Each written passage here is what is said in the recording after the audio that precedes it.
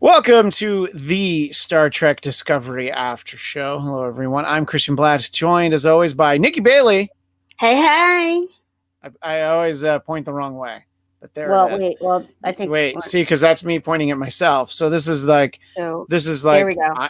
I'm with stupid, and it's me, but not that way. Nikki, here we are talking about Star Trek Discovery Season 3, Episode 5. Die Trying. If I had titled the episode, I would have called it Looking Up, but all right. Yeah, that would have made more sense. Somebody decided to call it something else. Before we dive into the particulars, just overall thoughts. What I really liked about it is, again, it felt more Star Trek-y. I was very happy about that. It felt like exploring strange new worlds, seeking out new life and new civilizations. So it was like, all right, cool. I was very surprised at the reaction of the Federation to their arrival, but also intrigued. So I do now that we're into the 5th episode of this season, I'm questioning why we had to do the first 2 seasons at all. Yeah, but I liked it. I felt like I feel like we're back in Star Trek land. Yeah, this is the episode that felt the most like Star Trek, and it's not lost on probably any of us that this is the one where they kind of reunite with the Federation, and you know how the Federation and Starfleet are one and the same now, and basically that's the extent of it. I thought it was really cool when they kind of go through the little force field and they see everything. It's reminiscent of Star Trek the motion picture, but only like a third of the time, you know, when you see the Enterprise for the first time and it takes up like an entire roll of film, right? But an entire reel of film. And I thought it was really cool to see, and you know, kind of the excitement. But I did almost turn it off when I saw one of the ships was called Voyager. I'm like, God damn it, no! Don't do that to me. I did think of you in that moment. I was like, oh my God, blow it up, because Christian's he's gonna freak out. And I loved that they even had a little discussion about like which version of Voyager that is. Is it 10 or 11? Like they were like, wait, what are we on now? Yeah, right, exactly. I know. And no Janeway there though, unfortunately. But yeah, I think that was fun. It was nice to see though, but I loved how excited they were to see, you know, like, oh my God, that's a Constitution class ship, and you know, just seeing everything. I agree with your assessment. Just the interaction with Starfleet, I think we have to understand where they're coming from, because it's not like, look, this isn't the handwritten letter that Marty McFly gets from Doc Brown from 1885, handed to him by the guy at the post office. You know, they had no idea the ship was coming. Right. Nobody, you know, because the whole point was that no one was going to know that they had ever existed, that they had gone on this mission. So I think that, look, we don't know what's gone on really with Starfleet since the burn, but we've gotten a sense throughout the season that it has not gone well for Starfleet. And the fact that it seems like they're down to a handful of planets, they really don't have a lot of ships. I think that they need to be very cautious, but I think that just sorry, I'm going to stop anything I'm saying, because somebody says this in the chat. I'm not a fan of Discovery, but I'm a big fan of Christian. Yeah. That's right. That's going to get your comment on the screen. You don't even have to like the show. If you like me, Sam Whitfield, right there. Someone else who is a fan of me, but also a fan of Star Trek. We're joined now by Mark Hunt, who is the host of Podcast of the Apes, which can be found on Podbean and everywhere else.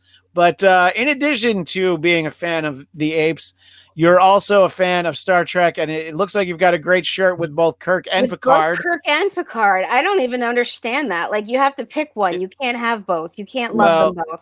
It's from Generations. It's from Generations. Okay. All right, there you go. So he's a big fan of watching them make breakfast together, which it's hard to knock that. You know, that's the team up we all wanted. We wanted to see the captains make breakfast. Maybe one day Cisco and Janeway could make brunch. I don't know. I'm just coming up with ideas. I'm loving it.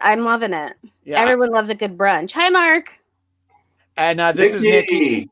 And Mark has always been a fan of our shows from AfterBuzz and the shows that we do here now on the Blackcast Network. And a lot of times Mark would correct mistakes that both myself and Frank would make. Like Frank Moran and I, we have a lot of we have some extensive knowledge, but Mark does a good job filling in some gaps that maybe have formed over time. Let's get a quick summary from you, Mark. Overall thoughts on the season. Take like a minute or so, and then what you thought about this episode. I'm enjoying it. So I'm not as crazy about it as I was season 2. It's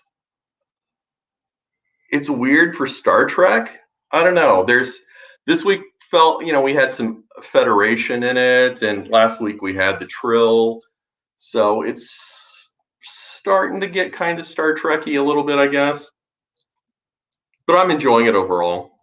Yeah, and I think that Nikki, that's exactly what you were saying, before Mark joined us, is that it is feeling more Star Trek-y. I mean, they went on a mission. It was like a very Star Trek plot. I think if you take the plot of what Burnham did, you could insert that in any Star Trek series. Absolutely. It's like these people got sick with something. We got to figure out what it is so we can save them, and we only have a few hours to do it.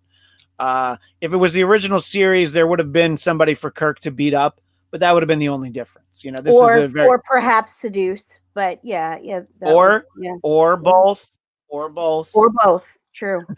But I think from Next Generation onward, and I think that we were just talking, Mark, this interesting approach that Starfleet has had to take because of the numbers that it's been reduced to. What do you think about, and we've established this is the 31st century that they're in. Does that sound accurate to both of you? I don't. Sounds right. What do you think of this Starfleet in the 31st century? I like seeing, I hear them just when they first arrive at the little Starfleet bubble that they created, they describe all the different technologies and all the different starships.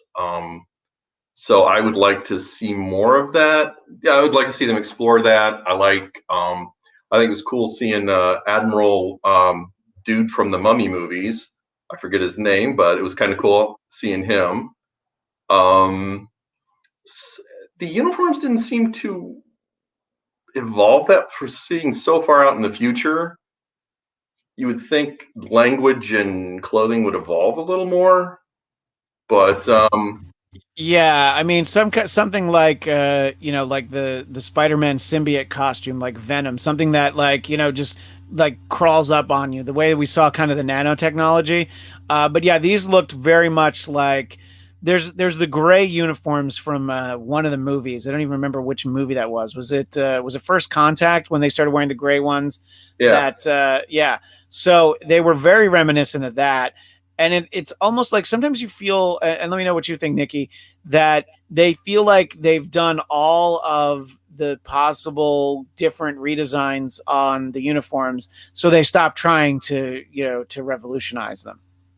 I feel like, from the very beginning of Star Trek Discovery, we've been sort of struggling with the fact that this happens before the original season, the original series, right? So it's like, even, like the Discovery uniforms are weird. Like there's I don't think we've seen a uniform except maybe for when Pike got back on the Enterprise, in, way back in whatever season that was. That was that last season. It was like many years ago. Yes, it feels like it was 4 years ago, but it was last season, correct? I feel like aside from those, like none of what we've seen of, and I'm getting my Star Treks confused a little bit. I think I'm also having a little Picard meshed in here, but I feel like it's almost like they kind of the uniforms are like an afterthought, kind of like we don't know what to do. Like we don't know how to imagine what they wore before Kirk and red shirts and all that stuff. So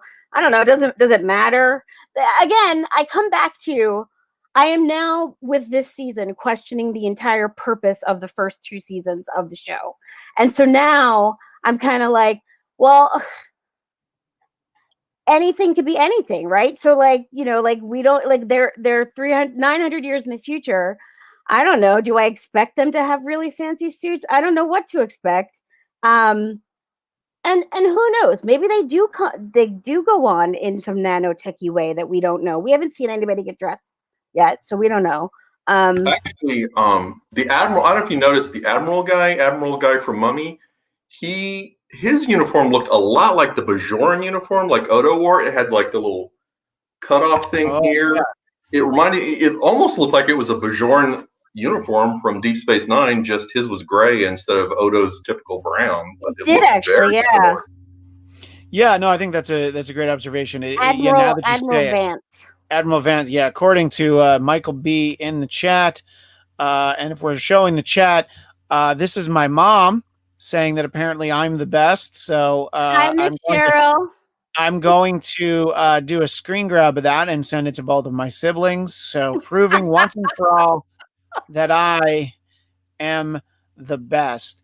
I don't want to jump around too much, but Michael B brings this up. The show's growing on Michael. Do you think that Michael will find her mom this season? Craig says, I don't see the mom coming back anytime soon.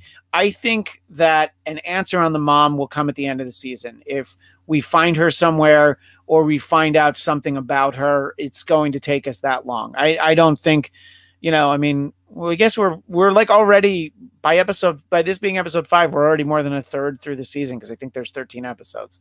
So yeah, I think that they're just reminding us like, hey, remember this is really important to her, but we can't really do that much with it right now.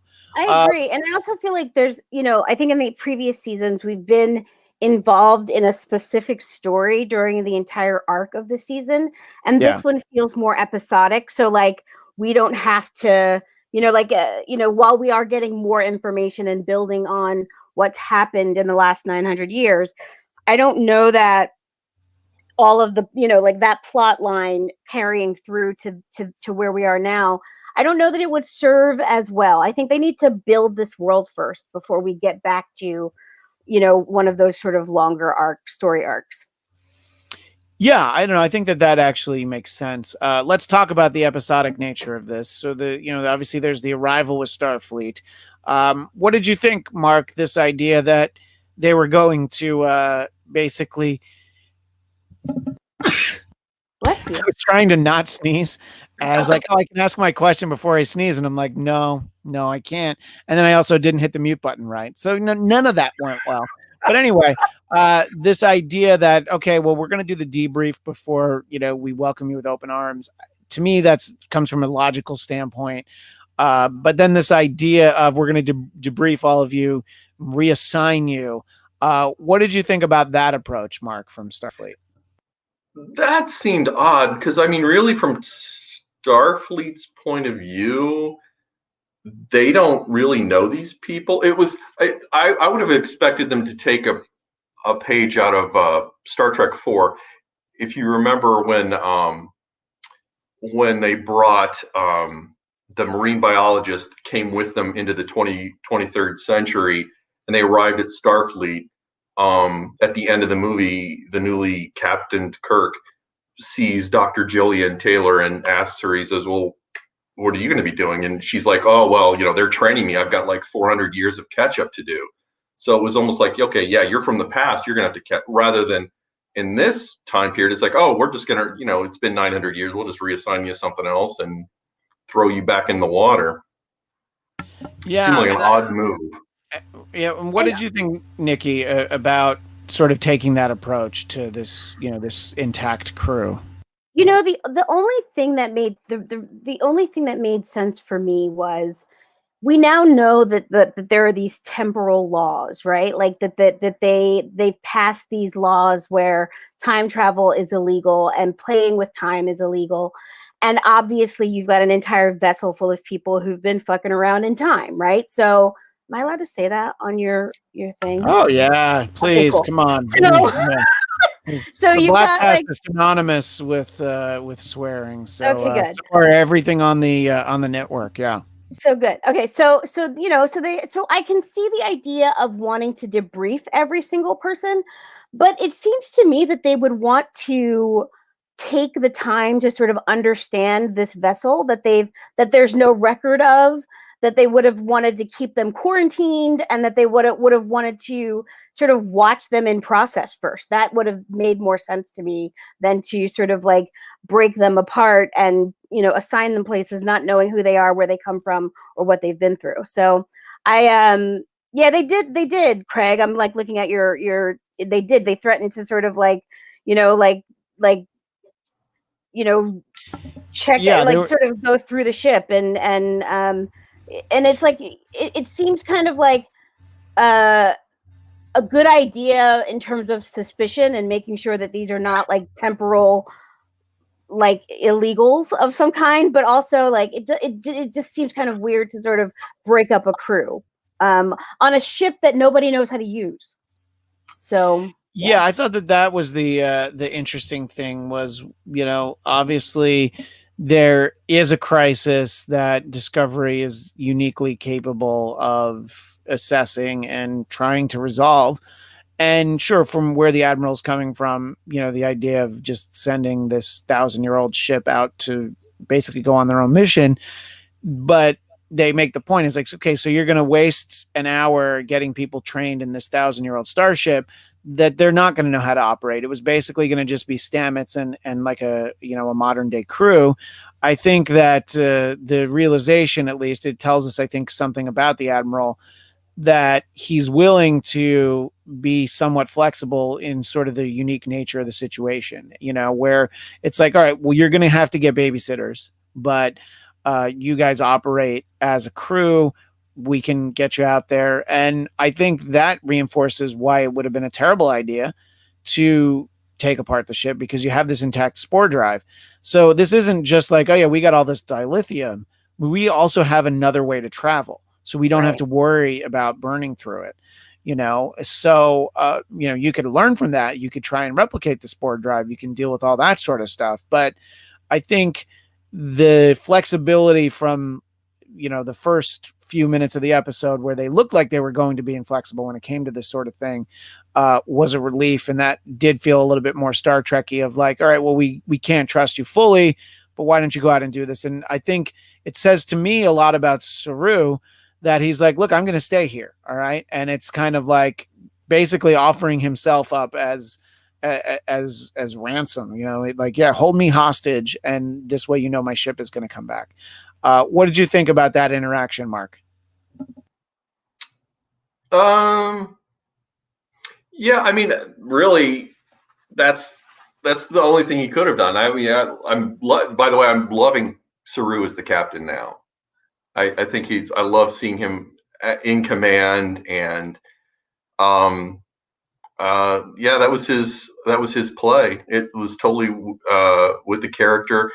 I like the struggle, because the whole episode he was kind of struggling. Well, this is Starfleet. I take orders from Starfleet, so whatever they want to do, I have to follow, whether it's 900 years in the future or not. But yet he was still loyal to his ship and his crew. So.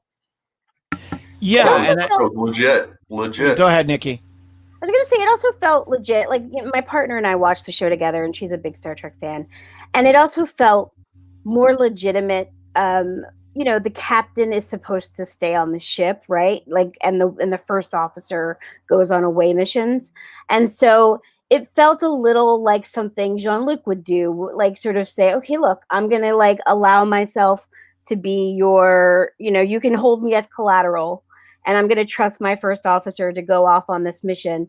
And it felt very Starfleet to me, and it felt very in alignment with what sort of other captains, maybe with the exception of Kirk, would have done, you know? So like, well, I mean, we saw last season that Pike is from the old school where the captain goes on the away missions. But yeah, to your point, it's really from what we've seen, Next Generation onward, is that, yeah, the captain stays on the ship because he's the captain and he's the most important person. So he doesn't get to go and have as many fun adventures. But yeah, I think that that it made sense. And I do like the way that, you know, Burnham just kind of made sure to show off how well the ship works, to show off, you know, like basically hang on to something, you know, when they go into black alert.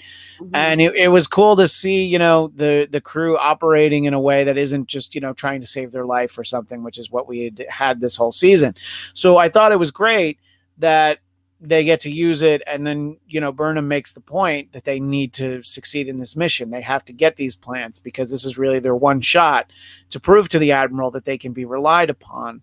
And I did think it was great. My favorite scene in the whole episode is when I don't know what her rank was, but the female officer that's watching in the science lab, She was the way that the security commander. yeah. Yeah. Yeah. So the way that they're all interacting and like, the disrespectful nature, but the realization that that's clearly what works for them.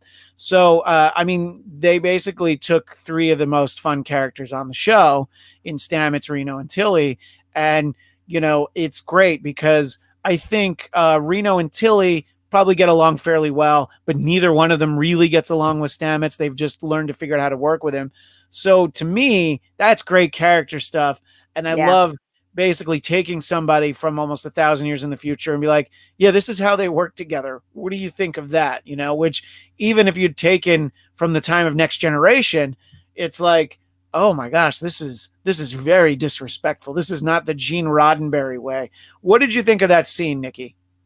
I thought it was so much fun. And I thought it was the sort of the first time, I feel like this season they've been trying to sort of push this idea that the Discovery's always felt like a family and they've always had this familial relationship, which we've not gotten to experience really until this season. Like we haven't gotten to know enough of the other characters to feel that family vibe.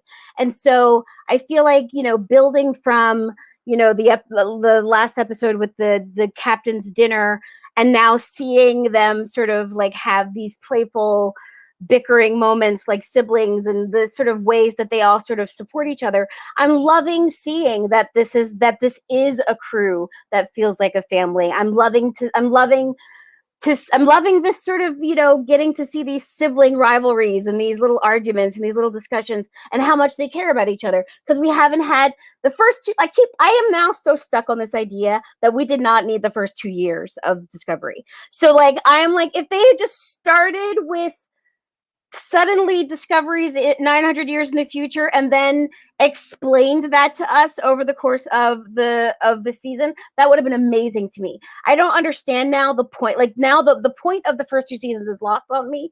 But what I'm loving about now is that I'm feeling like, oh yeah, I can see the Star Trekky love of a crew for each other, and that felt good. Like I was amused, and I was also like, yeah, this feels Star Trekky. Like they have camaraderie and love. Yeah. Yeah, the shows that I like, well, just in general, but the shows I like from Star Trek, it has this cohesive crew, this cast. You love the way that the crew of the original series interact and the Next Generation from season 2 onward.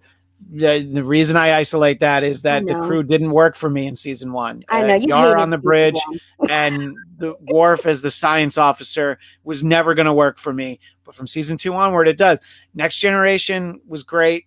I also really loved Deep Space Nine. The shows I didn't like, I had a lot of trouble feeling that from the crew, and maybe it was because I disliked actual members of the crew to the extent I did in both Voyager and Enterprise. I didn't get the same feel. I feel like we're more invested in these characters. What do you think, Mark? I know that I have some blasphemous views on some of the other series on Star Trek, but your thought of the Discovery crew meshing together in sort of this family unit. Yeah, I totally agree. Like season 3 seems almost like a soft reboot of the show. Like it's now become something else.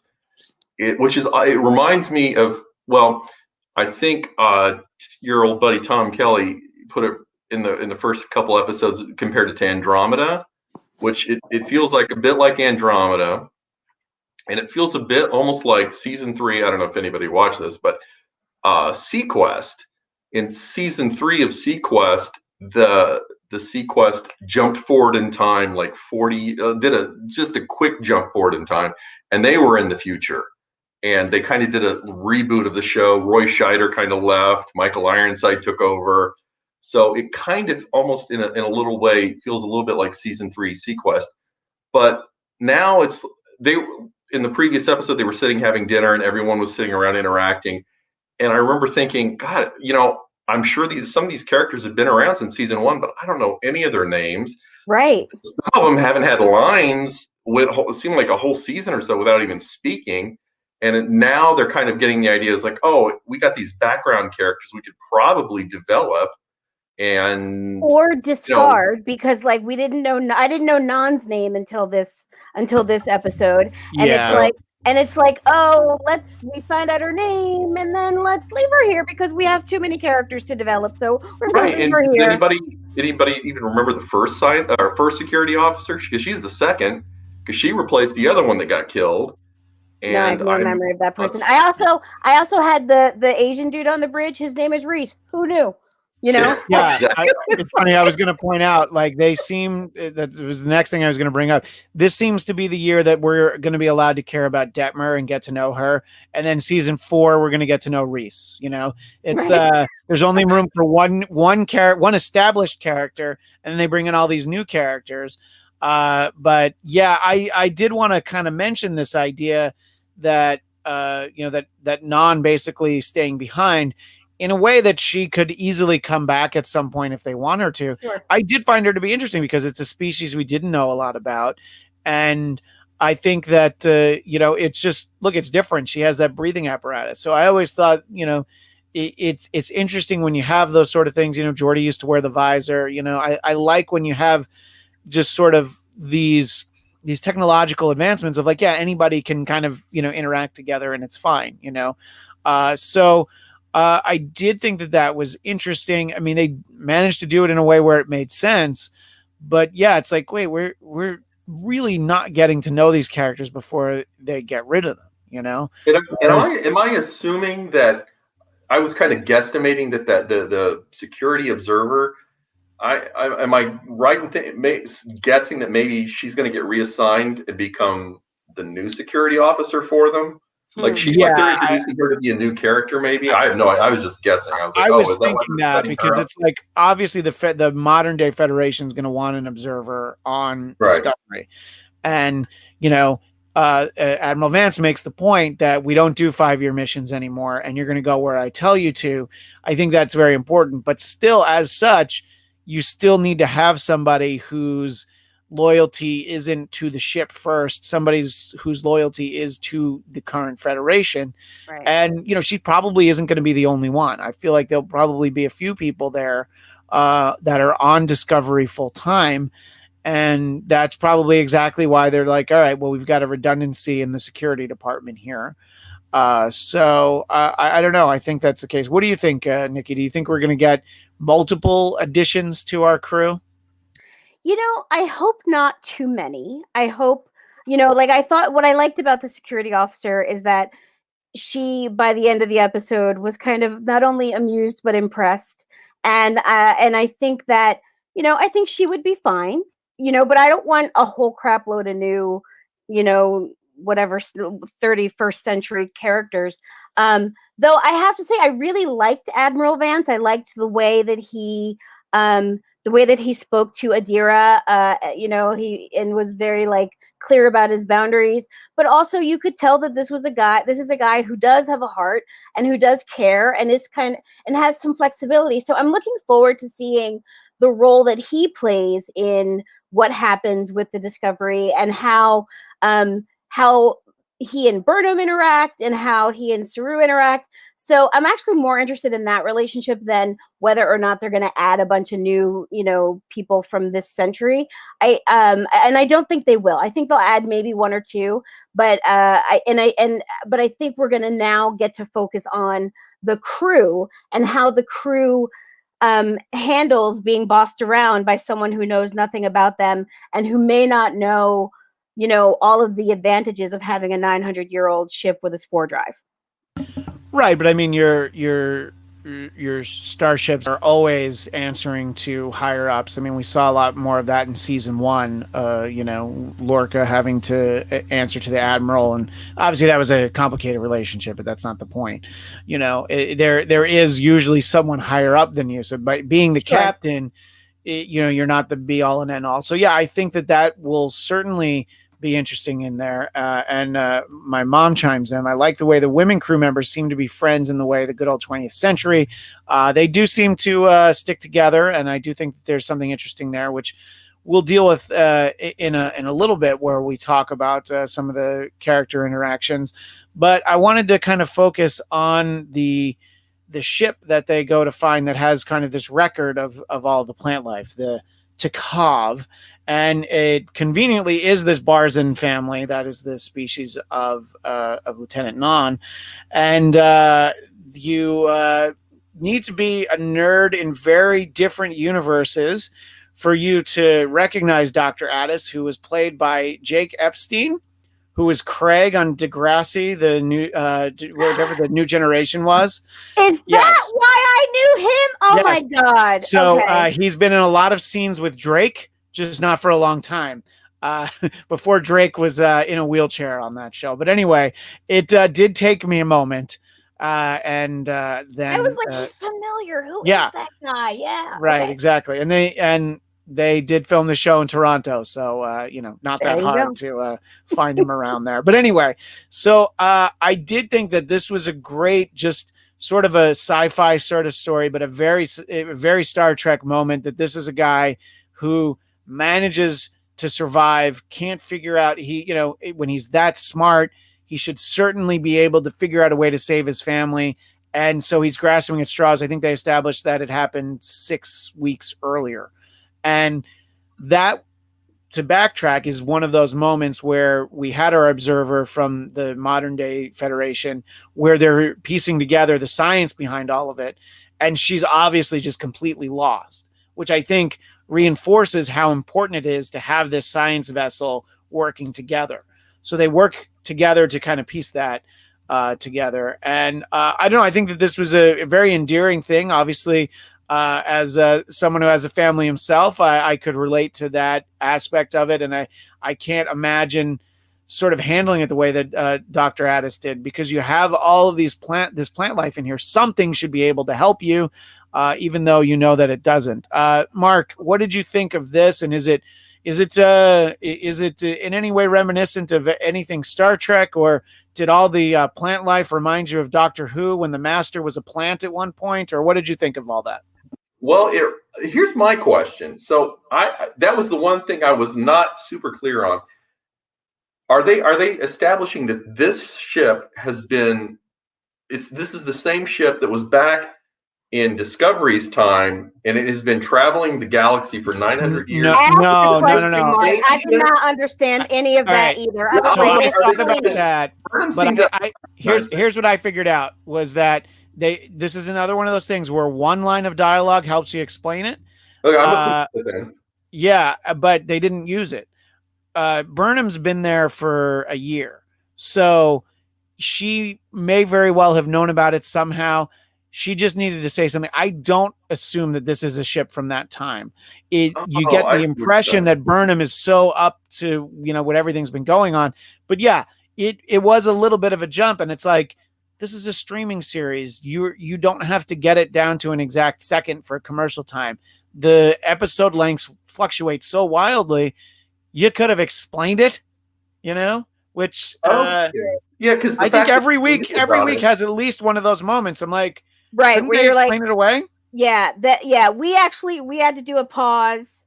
We do this frequently. We will pause and talk for 15 minutes about whether or not we've ever seen this before in the Star Trek universe, right? So and we're not experts. We're just fans who enjoy the show, but who enjoy Star Trek.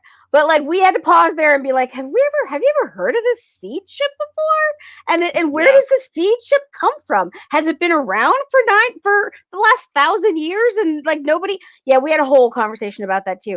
And I think Craig Robinson's point, how does Non help to get into the seed room? I'm guessing that before dude dies, he transfers power to her so that she can become the new caretaker.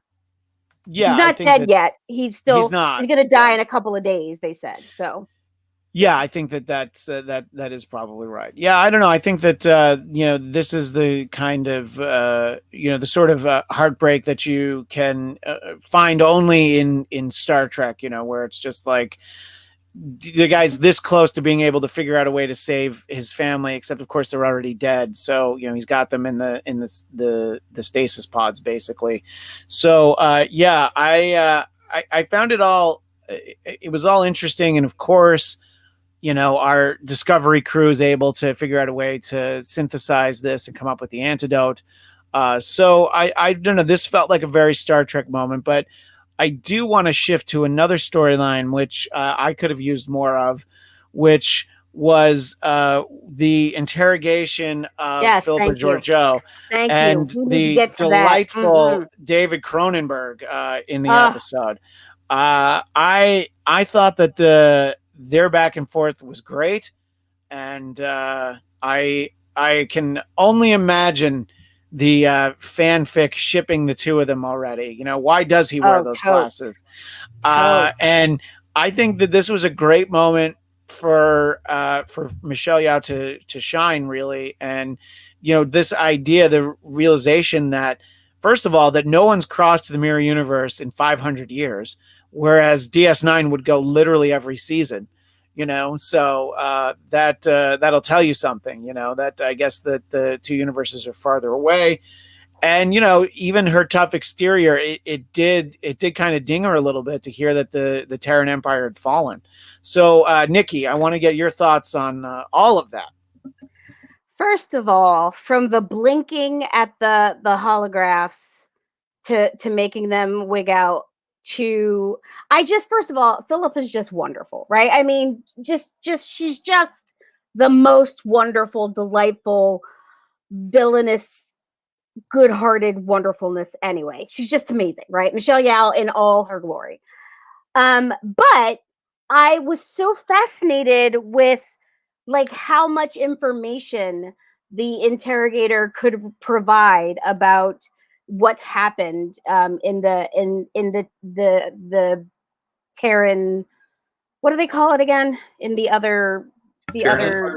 Terran Empire. Yeah. I was so interested in that. And then the other thing was the crossing between the universes, and apparently they're not able to do that. Like you could see that she had that when when she heard that the Terran Empire had fallen, she had a response, really quickly brought it back.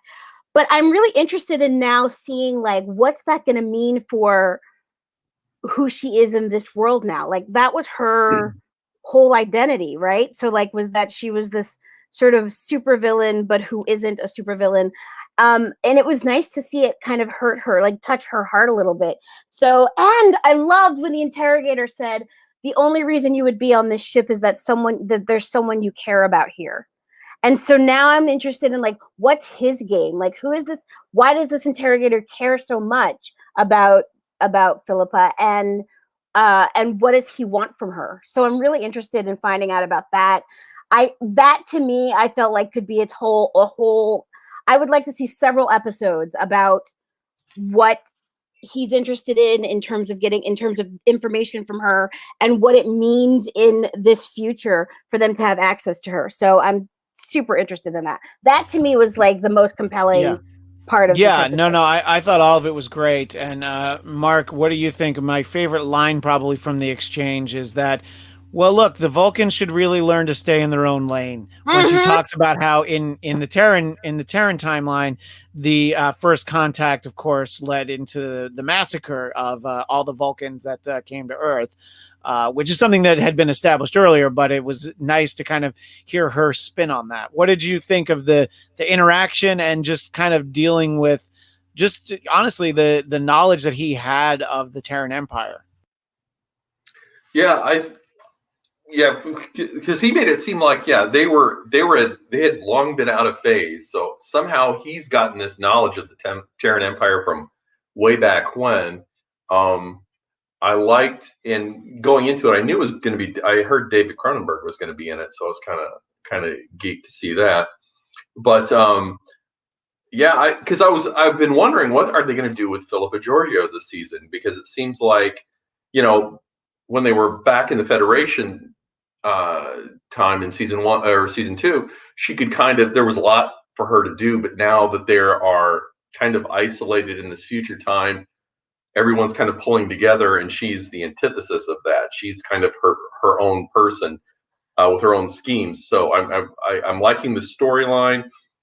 And at the end of the episode, I'm wondering if they, like, when she's standing there in the hallway just staring forward in a trance, and Burnham has to kind of snap her out of it.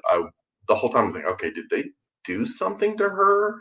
Is this? I'm kind of intrigued by that. So, and I love Michelle Yeoh, so I'm really curious where they're going with it. And I'm really not wanting her to leave to go do a Section 31 show, because I'd much rather see her stay behind on Discovery. But yeah, and I thought that was going to be that, Discovery going into the future, and the Section 31 show was going to take place, sort of in that timeline. That was every impression I had. So when she went on Discovery, I was very confused, and that told me that the Section 31 show I don't think is as fast tracked, because they really want to focus on the Pike show at this point. I think I read something about that the Section 31 show wouldn't even, if it happened, it wouldn't be for another couple years. So so I think it's great from just getting to enjoy the character standpoint.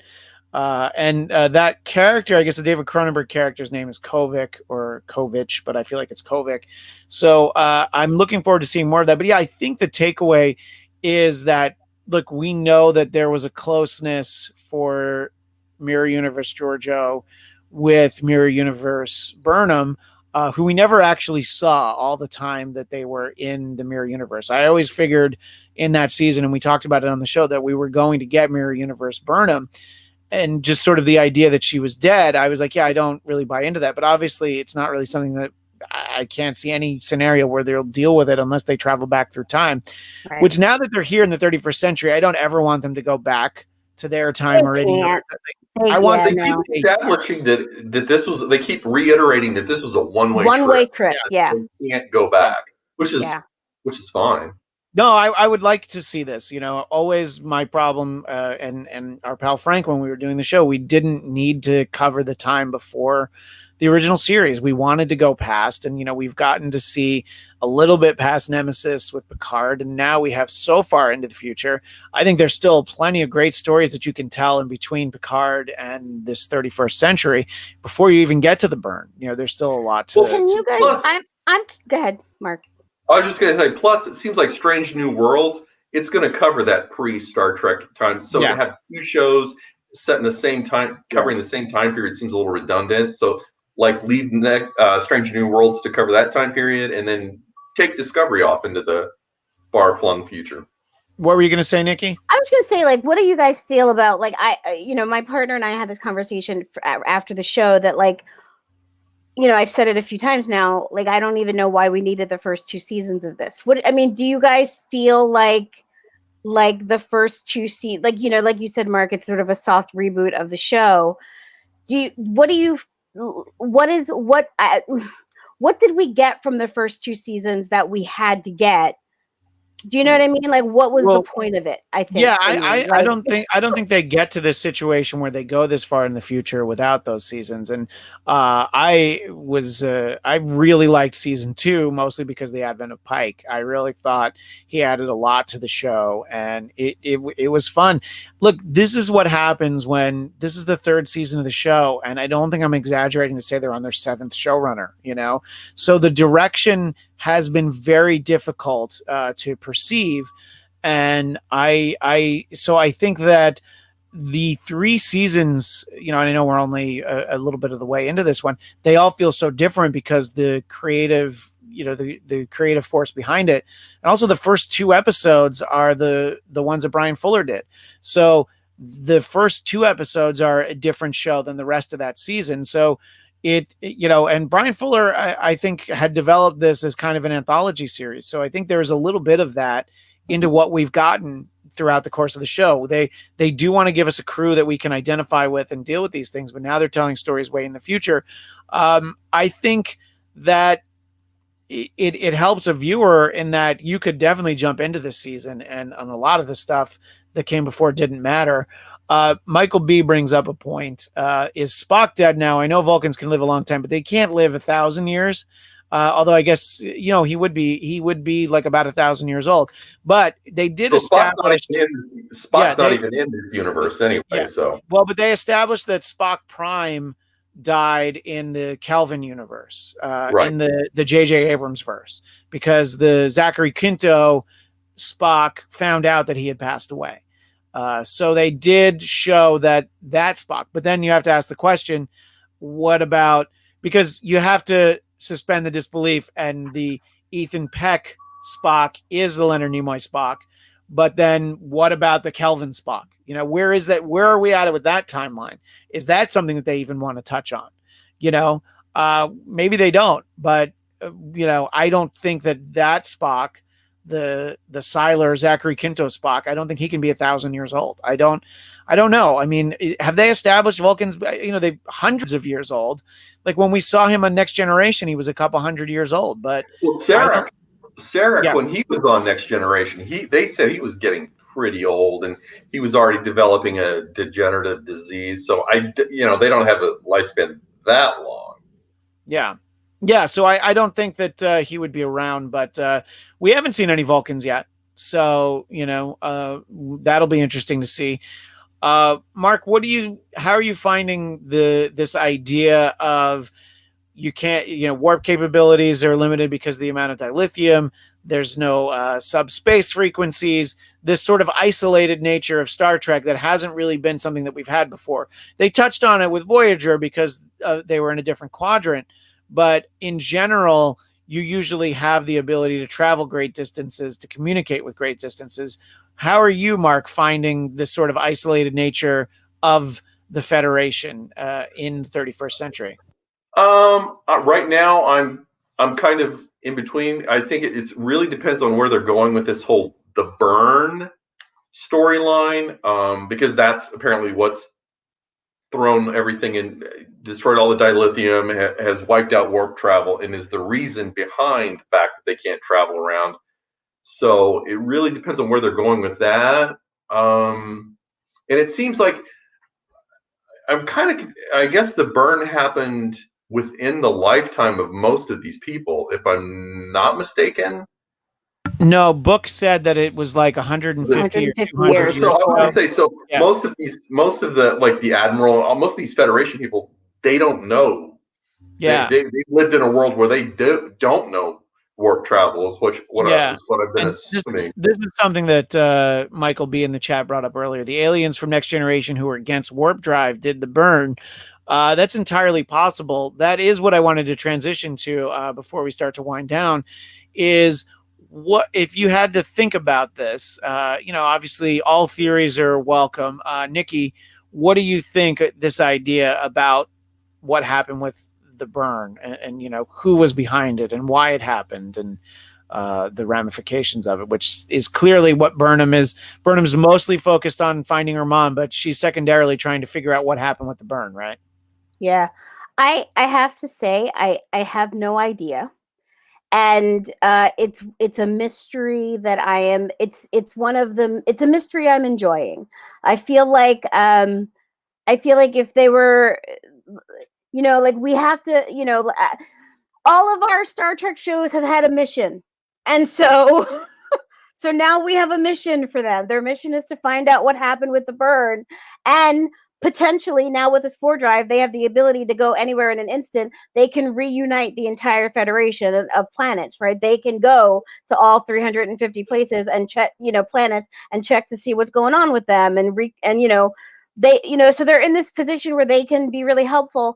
I am enjoying the mystery of the burn because I feel like there's some really awesome new foe that's coming up, and like Borg status foe, right? Like the kind of foe that like strikes fear in the hearts of men, like I'm looking forward to something like that.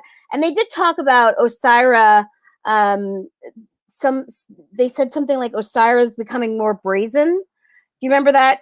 Yes, just sort of Yeah. mentioning, yeah, in passing when they were getting the admiral was getting updates while he Yeah. was meeting with Saru and So Burnham. like Yeah, I'm really interested in finding out like who are the big villains now, and I love the mystery of what the burn is. I don't even want them to, I don't want to know yet. Like let's take a couple seasons and find out. Like let's draw it out. I mean, like let's do some investigation here.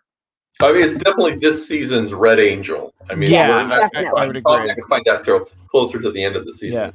Yeah. Michael chimes in. It couldn't be a natural effect of the crystals, so someone or something must have done it. I mean, I would say it couldn't be natural because of the amount of time that they'd been using dilithium by that point. Right. So if you're saying that's 200 years earlier, we're just just estimating entirely. It's about 700 years from warp capability. They've been using dilithium in the early seasons, the early series. I mean, so yeah, it doesn't stand to reason that it would become suddenly unstable after that amount of time. Craig Robinson likes the early theory of people messing with omega particles from Voyager. I mean, that's interesting too. So yeah, there's no shortage of Star Trek angles to go with it. Do you have any thoughts, Mark, on what might have caused the burn? Who might have been behind it? Someone who did something artificially to disable warp capabilities? I'm assuming that's what it is. They seem to be hinting that it's some sort of nefarious plot behind it.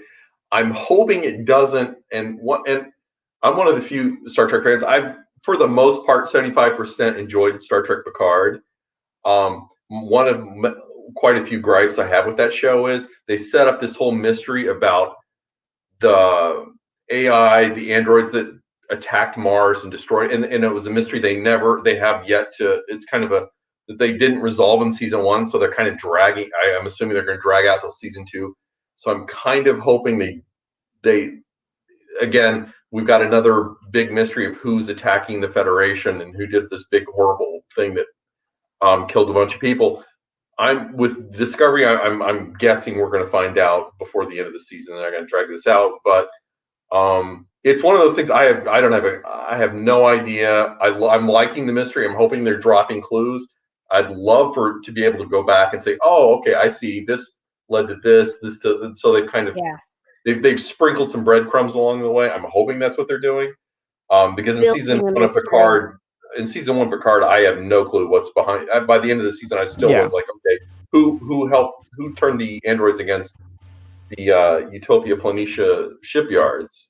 We still don't know, but right. So I'm hoping it's definitely something that we get resolved, and I'm enjoying it so far. William Walton mentioned, could the burn be something we see in Picard? Time difference is too much. It would be a few hundred years, so I don't think so. But you could see something that's laying the groundwork for it. Maybe, an attempted, like an attempt at the burn, I mean, God, to use a horrible example from the real world, look, you have the tragedy of the World Trade Center in 9/11, but you had an attempt to blow up the World Trade Center in 1993. So it was unsuccessful. So you might see something like that, which I hadn't thought about. Maybe we'll get something in season 2 of Picard.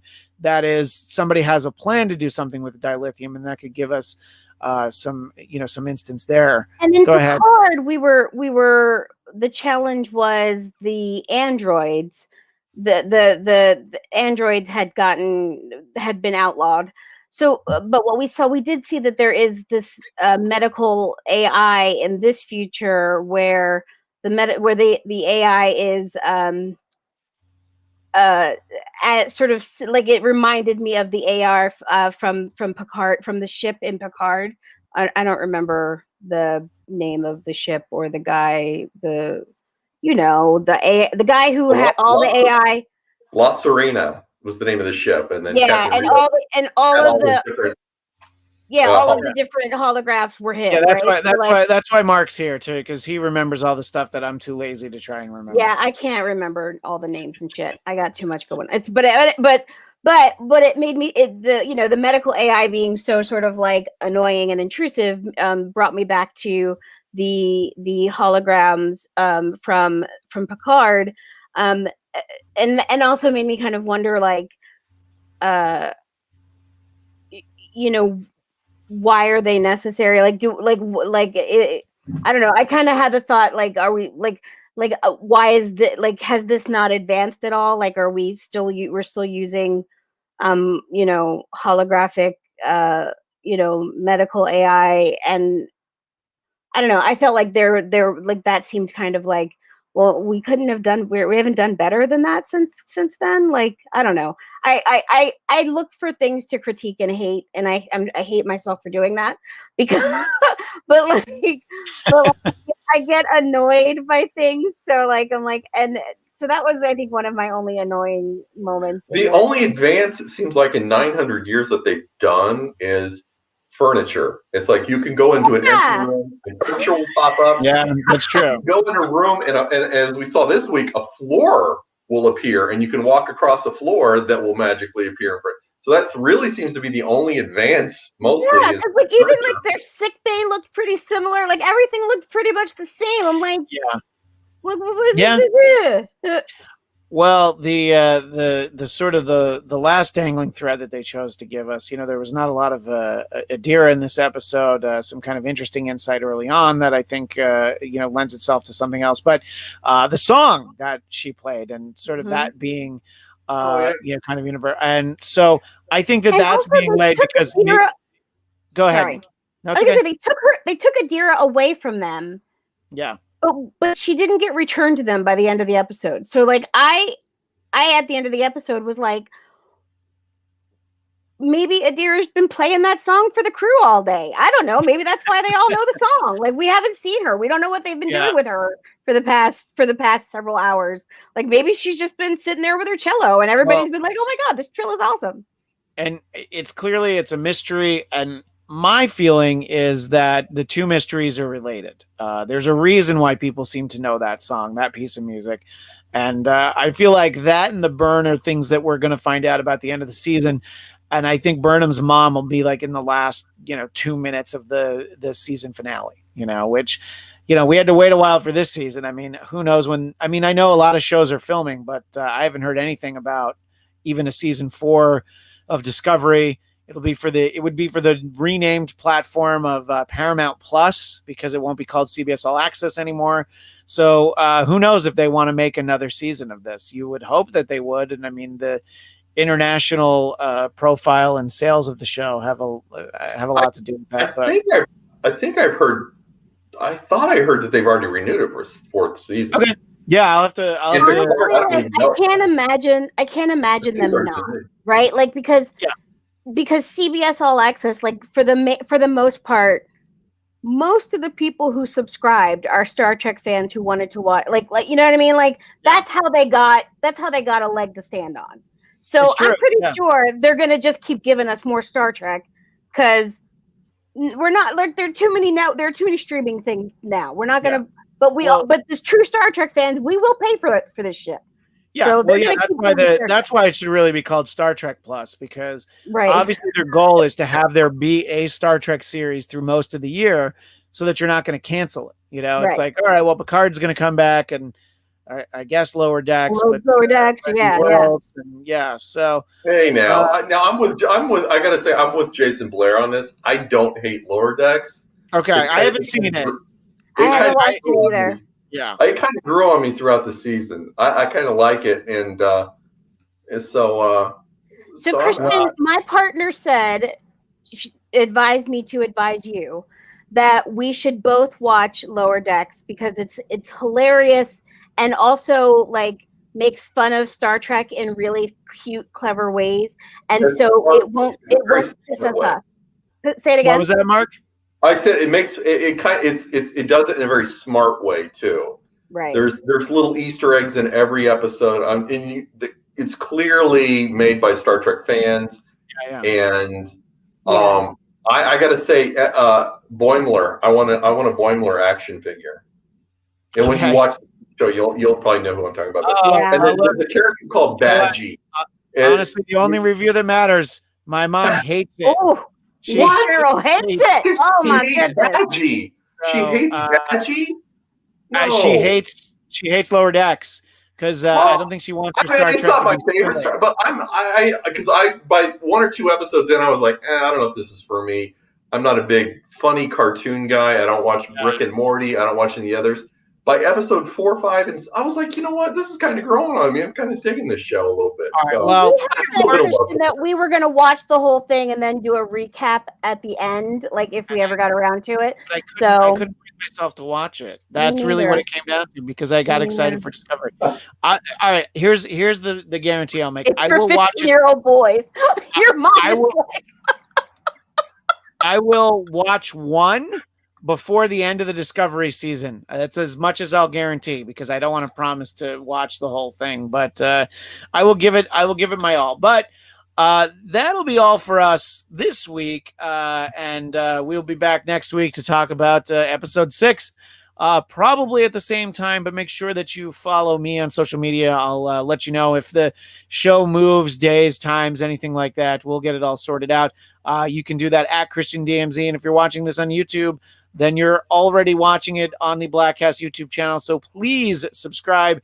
You'll get this show in about 5 hours. I'll be doing the Mandalorian after show for season 2, episode 3. Which was one of the best episodes of the entire series, let alone the season. That's right. I said it. So we'll talk about that with our friend Rachel Goodman. What's that, Mark? Today's episode was one of the best episodes of the season. I thought so. Yeah. I thought it haven't was. watched it yet, so awesome. I'm waiting for my wife to get home from work, so something to look forward to. Yeah, it's a great one. So you can catch that and all the other shows at Blackcast, BLADTCAST. Nikki, where can people find you? you can find me on all the social medias at Nikki Bailey _ and at NikkiBaileyComedy.com. We appreciate that and look forward to chatting next week. And Mark, where can people find you? I'm occasionally on Twitter at Mark Coyne, COYNE, Mark Coyne Hunt. And but if you're a fan of Planet of the Apes, I do an occasional, infrequent podcast called Podcast of the Apes. Been going on for a few years now. The backlog, the back catalog is there. You went through all the Apes movies and the reboots, and you went through the Apes TV series, and then you went through even ape-like. I think you did. You told me you did the Time of the Apes, which was featured in a Mystery Science Theater. And if you didn't, you should. But you did like ape comic books, and so there's only so much ape stuff to cover. It's like if you did a podcast on Star Trek, you could be like, all right, I'm going to do all 800 episodes of Star Trek series. Yeah, well, we talked about the movies in like our first few episodes back in like 2013. So we're kind of doing a Apes Revisited now. We're going to kind of. That's our next few, and actually, there's a brand new documentary on the Amazon Prime called "Making Apes," so we still got to review that. It's a great documentary. And the Whitfield Report says we need a Christian Blatt after show. Well, these are all Christian Blatt after shows, but obviously, if you really want that, that's the Blackcast, the titular show from here, and Sam over there on the Whitfield Report. You can find him. He talks politics over there. In any case, that's all the time we have for this week. Until next week, live long and prosper.